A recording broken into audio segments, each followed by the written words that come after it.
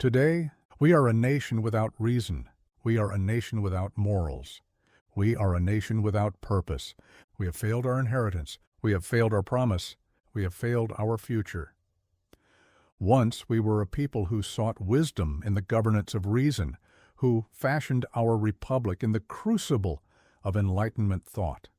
We held that truth could be discerned, that knowledge was the safeguard against tyranny, that free inquiry was the antidote to superstition.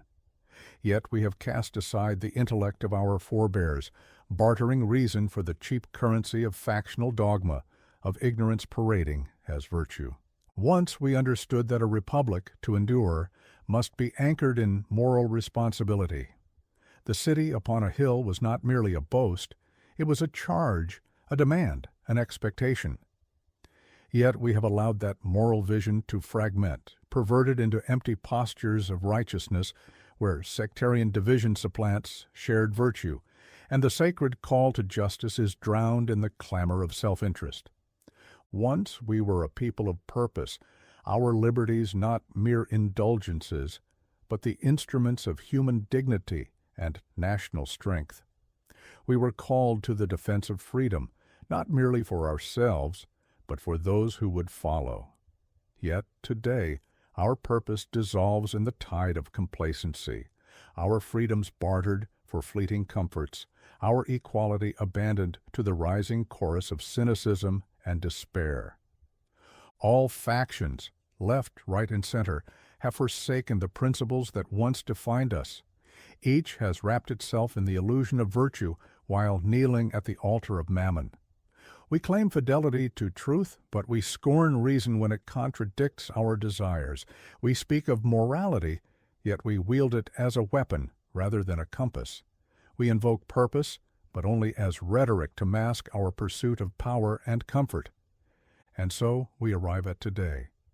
If we are honest, if we strip away our illusions and stand before the bar of judgment without recourse to excuse, evasion, or self-justification, we must confess, we are all complicit. No single faction bears this burden alone, nor can any claim the mantle of righteousness. We, the people, have chosen indulgence over discipline, grievance over responsibility, spectacle over substance. And in that choosing, we have undone the Republic. But we are not bound to our ruin. We must restore reason. We must restore morality. We must restore purpose. To do so, we must abandon the golden idols who are unworthy to serve us, the oligarchs who plunder us, the ideologies that subvert reason.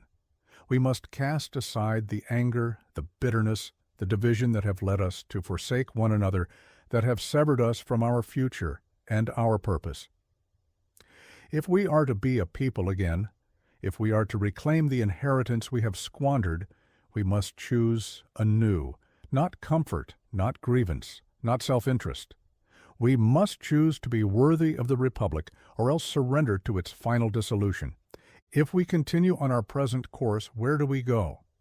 If we have abandoned reason, morality, and purpose, what remains? It is no longer a question of mere decline, but of transformation. A republic that ceases to be a republic does not simply fade into irrelevance. It becomes something else, something unrecognizable, to those who once believed in its founding principles. Have we already crossed that threshold? Have we slipped, not merely toward decay, but into authoritarianism? The signs are unmistakable. A government that no longer serves its people, but instead entrenches power. A citizenry that, weary of self-governance, willingly submits to rule by force or deception. A society that exalts spectacle over substance, division over unity, and vengeance over justice.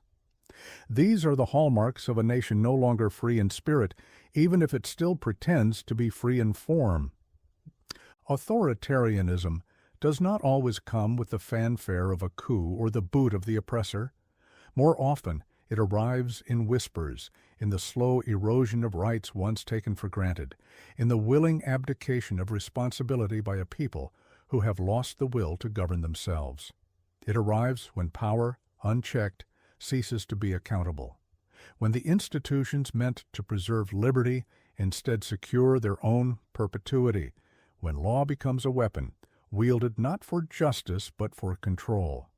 If we have not yet fallen fully into authoritarianism, then we are on its precipice. A people who no longer hold their leaders accountable, who no longer value reason, morality, or purpose, will find themselves ruled not by wisdom, not by justice, but by those who know only how to command and demand obedience. And so, we face a choice. Do we accept this slow descent into tyranny, consoling ourselves with the illusion that we are still free so long as we are comfortable? Do we resign ourselves to the idea that the Republic was always doomed, that we are powerless to reclaim it? Or do we resist? To resist is not merely to oppose a party or a faction. It is not to trade one demagogue for another.